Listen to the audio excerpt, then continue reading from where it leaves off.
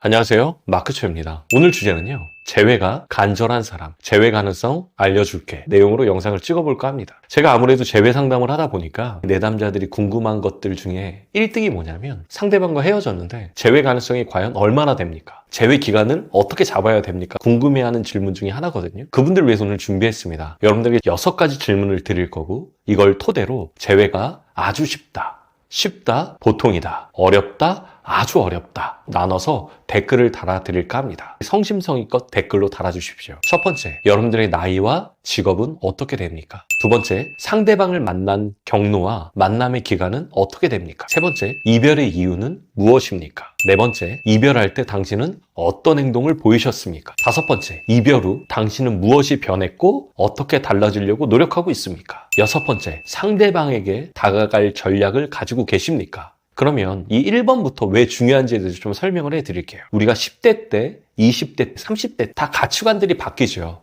직업이 있고 없고냐 하는 거에 따라서도 안정감이라는 게 달라지기 때문에 연애 패턴이 굉장히 달라집니다. 그렇기 때문에 나이와 직업을 꼭 적어주셔야 되고요. 두 번째, 만남의 경로와 만남의 기간은 어땠는지. 우리가 어플을 통해서 만난 사람과 어린 시절부터 친구인 사이는 아예 다르겠죠. 신뢰감 자체가 구축이 되냐 안 되냐가 결정이 되기도 합니다. 헌팅포차에서 만난 사람과 아는 절친의 지인을 만난 것은 아예 다르죠. 상대방을 바라보는 관점도 다를 거예요.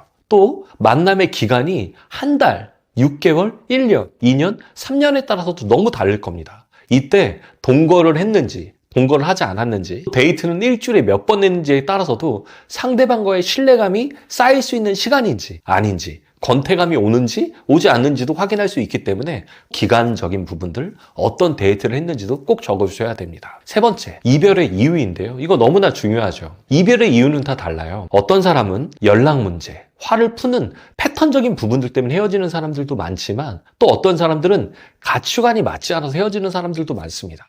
결혼을 몇 살 때 할 건지, 아이를 어떻게 낳을 건지, 사는 지역은 어떻게 해야 되는지, 이런 것들에 따라서도 갈등이 생겨서 헤어지시는 사람들이 굉장히 많거든요.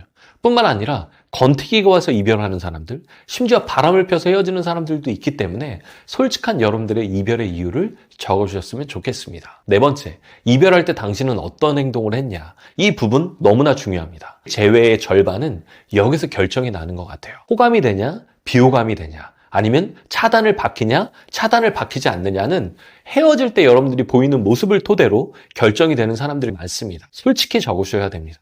내가 카톡을 12번 했는지, 집 앞에 찾아갔는지, 직장 앞에 찾아가서 때를 썼는지, 아니면 거리를 두고 시간을 갖고 있는지 구체적으로 적어주십시오.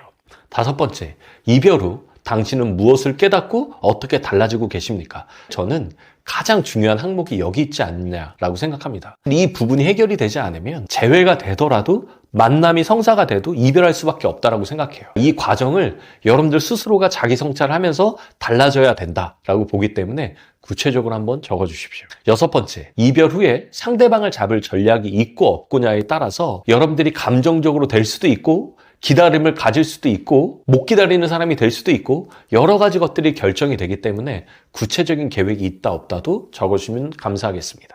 이 6가지를 토대로 여러분들의 재회 가능성을 한번 측정해 드릴 테니 꼭 댓글로 달아주셨으면 좋겠습니다. 이상 여러분들이 재회를 응원하는 마크초였습니다.